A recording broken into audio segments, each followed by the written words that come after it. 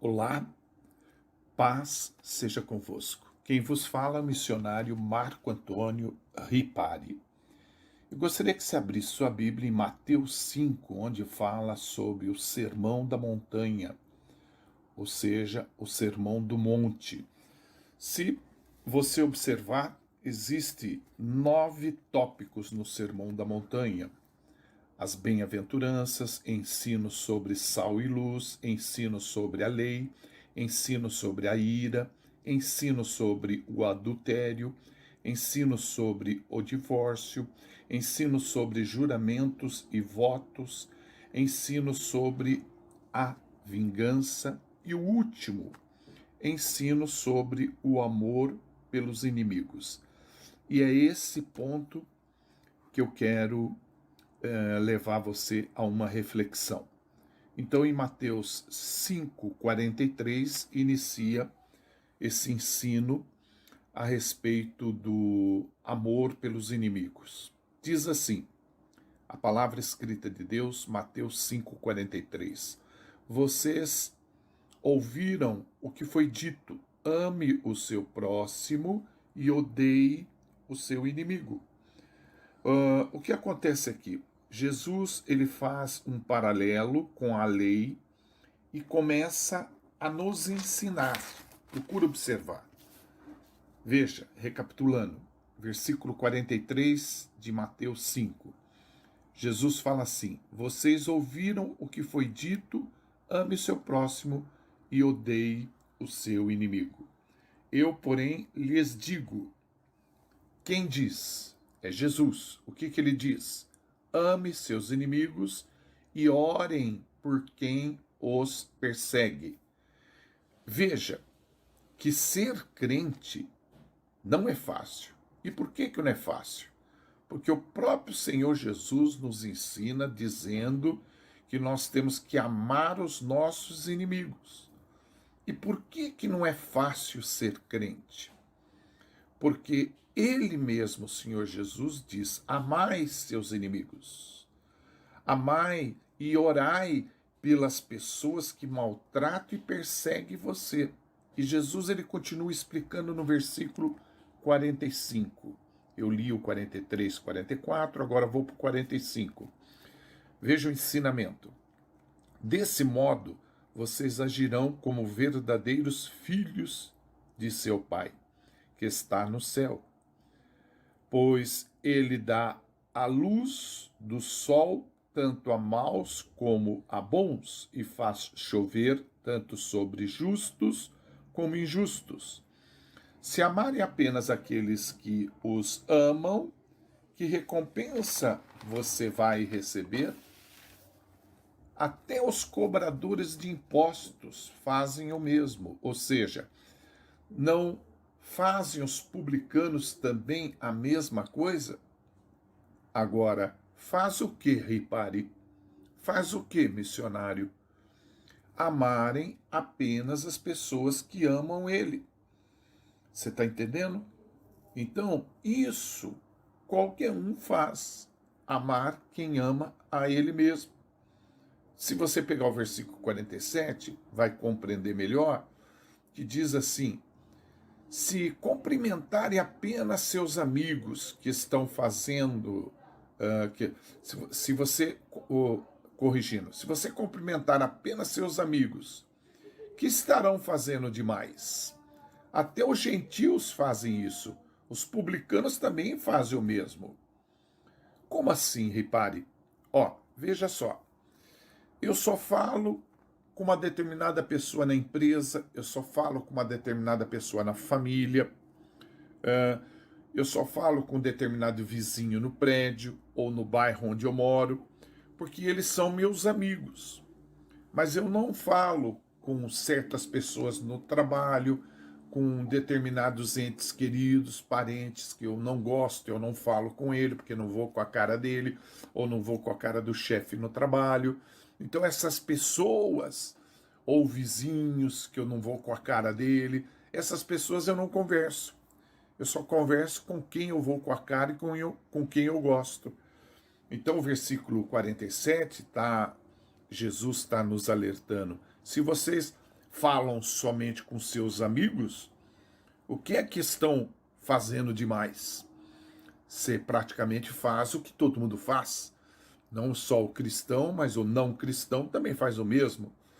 Versículo 48. Portanto, Jesus está explicando, dando essa lição para nós através de Paulo.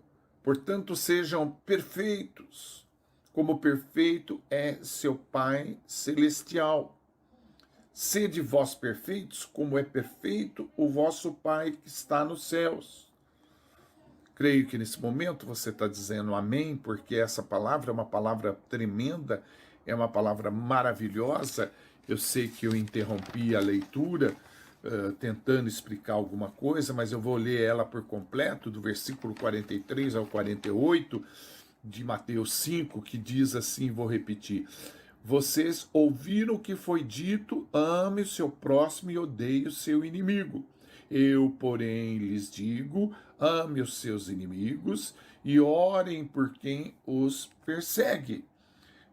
Desse modo, vocês agirão como verdadeiros filhos de seu Pai que está nos céus, pois ele dá a luz do sol tanto a maus como a bons e faz chover tanto sobre justo como injustos.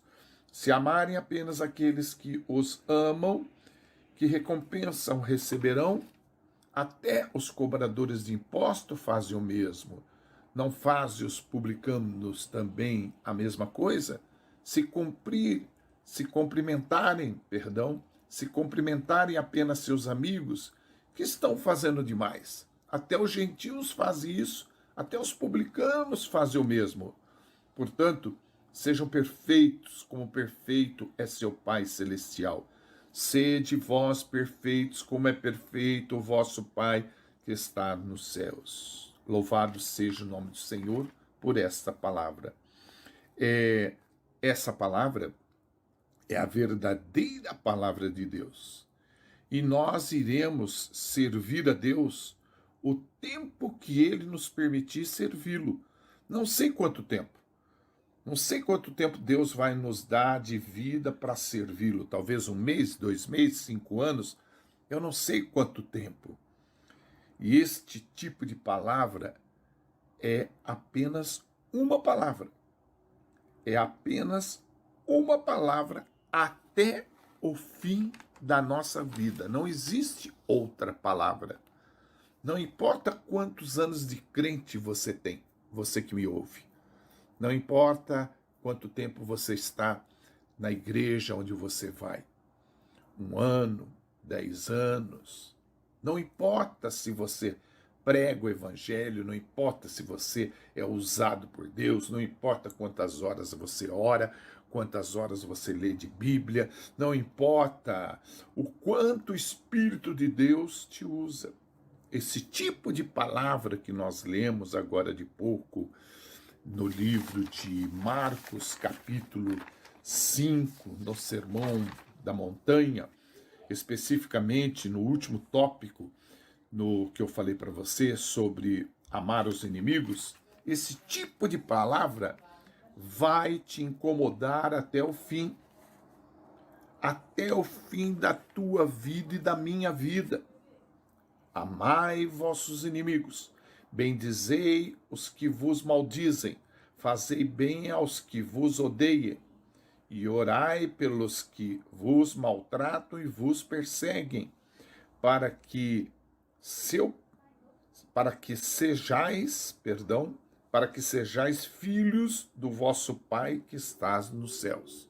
Muitos dizem, eu sou filho de Deus. É uma expressão comum lá no seu trabalho, na faculdade, na escola, onde você faz seus estudos, na vizinhança, entre os amigos, jogando bola, ou mesmo na comunhão com a família. Ah, eu sou filho de Deus, né? Muitos dizem. Para ser, na verdade, filho de Deus, meu amado, você que me ouve, eu tenho que amar meus inimigos. Dizer eu sou filho de Deus, qualquer um diz. Não é só o crente. O que não é crente também professa outro tipo de fé. Mas a Bíblia aqui acabou de nos instruir que para sermos verdadeiros filhos de Deus, nós temos que amar os nossos inimigos. Os filhos do Pai que está nos céus procedem dessa maneira. Faz o bem a quem te persegue, ama seus inimigos, ora para os que te perseguem e para os que te maltratam. Eu preciso fazer isso. Eu, missionário, repare, preciso fazer isso que estou falando para você. Nós precisamos fazer isso. Você que me ouve precisa fazer isso. Principalmente você que precisa de um milagre, um conserto na tua vida. Você que precisa de uma restauração. Você precisa fazer isso. Então, não fique triste pelo que eu estou dizendo. Não fique chateado, não fique preocupado. Porque bem-aventurado é aquele que até o fim da sua vida consegue colocar essa palavra em prática. O amor de Cristo, meu irmão, minha irmã, você que me ouve, o amor de Cristo nos constrange. O amor de Cristo nos constrange. Deus é bom e Ele nos ama. O amor de Deus não diminui porque pecamos. Ele continua sempre nos amando. Então, você está passando por uma grande luta, você está querendo um milagre na sua vida, e muitas vezes você não entende porque você não consegue esse milagre na sua vida. Então, Deus nos dá aqui uma dica, uma instrução, nos dá uma injeção de ânimo. Ele diz: se você amar seus inimigos, você verdadeiramente vai conseguir alcançar o que você precisa. Amém até aqui? Agora, deixa eu levá-lo a uma outra reflexão, não tomando muito do seu tempo, mas ajudando você a viver bem nessa terra. Eu vou compartilhar um texto onde o apóstolo Paulo diz, Gálatas 1, eu quero corrigir o texto de Marcos 5, quando eu citei que Paulo falava, não é, eu fiz um pouquinho de confusão, peço perdão, mas Mateus 5, o tempo todo quem fala é Jesus Cristo no Sermão do Monte, tá? É agora que Paulo vai falar. Me perdoa, porque eu estou falando com você, ao mesmo tempo eu estou preocupado com o choro do meu neto.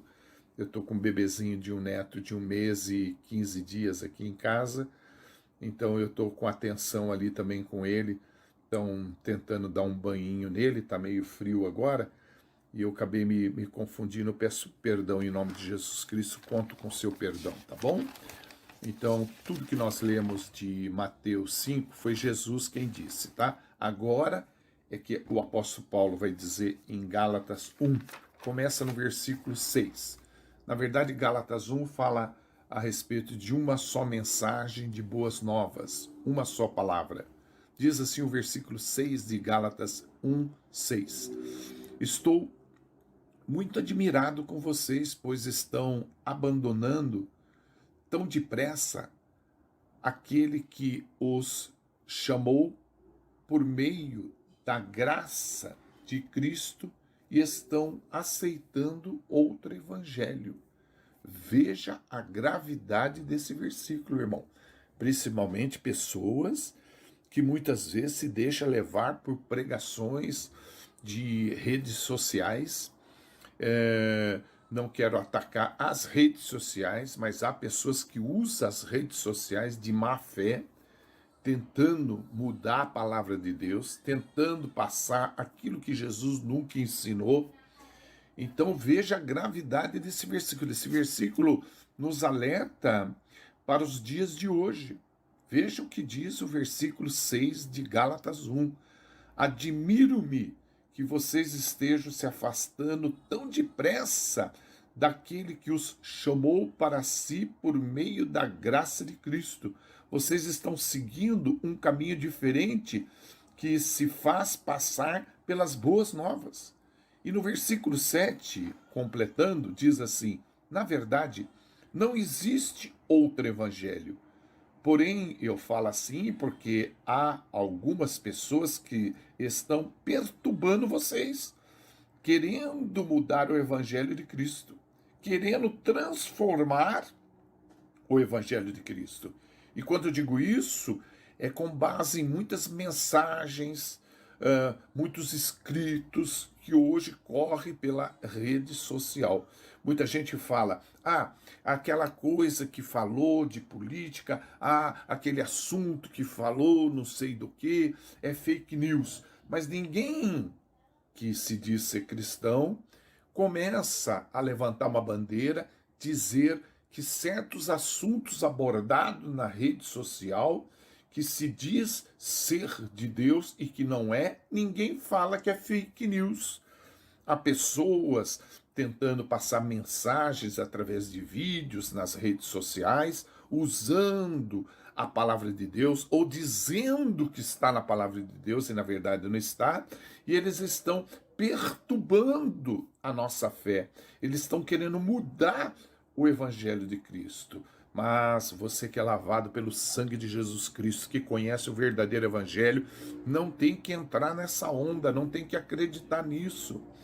Lá nos dias da igreja primitiva, presta atenção, lá nos dias apostólicos, já tinha pessoas querendo desvirtuar, transformar o evangelho do Senhor.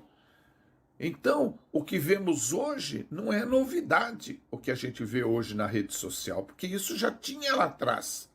Lá atrás, talvez, era num estágio menor, mas já existe hoje problemas grandes em relação a isso. Pessoas querendo mudar o evangelho de Cristo e até reescrever a Bíblia. E o apóstolo Paulo nos alerta: há pessoas que querem transformar o evangelho de Cristo. Isso, irmão, é importante você ficar alerta, porque se eu falar para você, aqui tem um prato de macarrão, com molho, ou alho e óleo, uma delícia, e você olha que coisa linda, aqui tá os talheres, quando você vai pegar, um amigo, a mamãe, papai, ou o seu pai na fé, sua mãe na fé, diz para você, não come, que eu vi essa pessoa aí, que está vestida de branco, como um maître, como um cozinheiro-chefe, como uma pessoa especial, ele pôs veneno nessa comida sua. E você não vai comer. Nossa, meu pai me alertou, meu amigo me alertou, meu pastor me alertou, meu líder espiritual me alertou, o missionário Ripari me alertou. Eu não vou comer esse macarrão, então, porque ele tem veneno. Você está entendendo? Então não é bom para a sua saúde. O versículo 8, continuando de Gálatas capítulo 1, versículo 8, diz assim: mas ainda que nós mesmos, ou um anjo do céu, vos anuncie outro evangelho além do que já nos tenho anunciado, já vos tenho anunciado, seja anátema. Eu vou repetir. Mas, ainda que nós mesmos, ou um anjo do céu, vos anuncie outro evangelho além do que já vos tenho anunciado, seja anátema, ou seja maldito.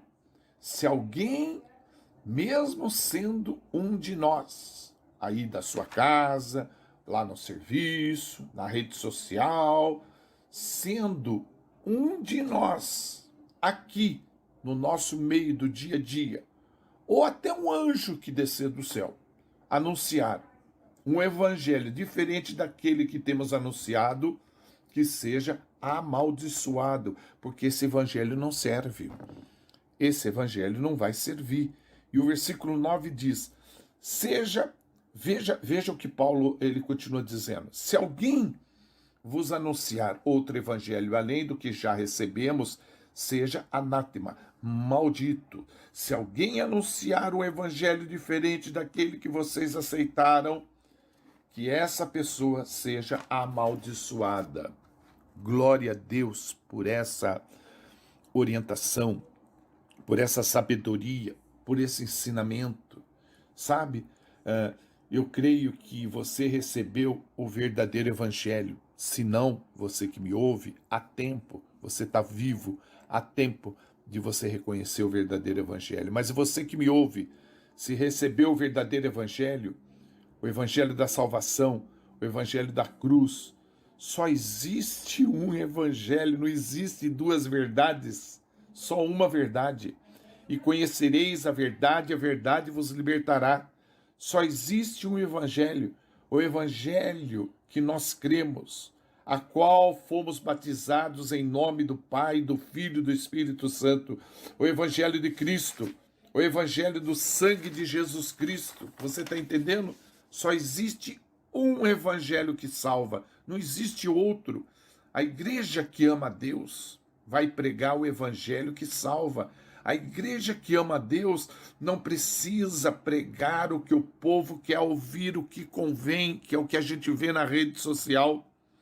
Não precisamos fazer tudo bonitinho, shows, grandes espetáculos, não precisamos de luzes coloridas, grandes cantores, telões grandes. A igreja que ama a Deus precisa pregar apenas o evangelho, o único que salva. E agora, se você pegar simplesmente um pedaço de papel e anotar todos os seus problemas que você tem, todos eles, você precisa de um milagre em alguma área da sua vida, sem dúvida nenhuma.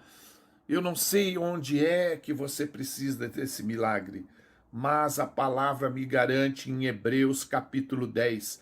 Hebreus capítulo 10, versículo 35 e 36. A palavra de Deus me diz assim: não abram mão de sua firme confiança em Deus. Lembre-se da grande recompensa que ele lhes traz. Vocês precisam perseverar, a fim de que depois de terem feito a vontade de Deus, recebam tudo que ele lhes prometeu. Deus não te prometeu sofrimento. Deus não lhe prometeu ausência de dinheiro e deficiência na área financeira. Deus não te prometeu doença. Deus não te prometeu desemprego. Deus não te prometeu problema com filhos. Deus não te prometeu problemas com relacionamento. Deus não te prometeu desemprego. Deus não te prometeu doença, estresse. Você está entendendo? Ele apenas quer que você faça a vontade dele. Nesse momento de reflexão, Deus quer que você faça a vontade dele, amando seus inimigos. A partir do momento que você fizer isso, você vai ver seu milagre. Milagre é como choque, irmão. Se você enfiar o dedo na tomada, toda ação tem uma reação. Você vai levar um choque. Então, é a mesma coisa. Milagre é a mesma coisa que choque. Se você enfiar o dedo numa tomada, você vai levar um choque. Agora, se você fazer a vontade de Deus, pela instrução que ele nos trouxe aqui, de Mateus 5 e Gálatas 1, compreendendo que só existe uma palavra, então se você amar os seus inimigos e até orarem por essas pessoas que maltratam você e te perseguem, você vai ver o milagre da tua vida. Você vai ver o sofrimento acabar na tua vida, o seu problema financeiro ser resolvido, as doenças cessarem, o problema de desemprego ser resolvido na tua vida, o relacionamento seu com filhos, esposa, namorada, noiva vai resolver. Tudo vai se resolver se você fizer a vontade de Deus. E ainda mais, aí você vai demonstrar que verdadeiramente você é filho de Deus.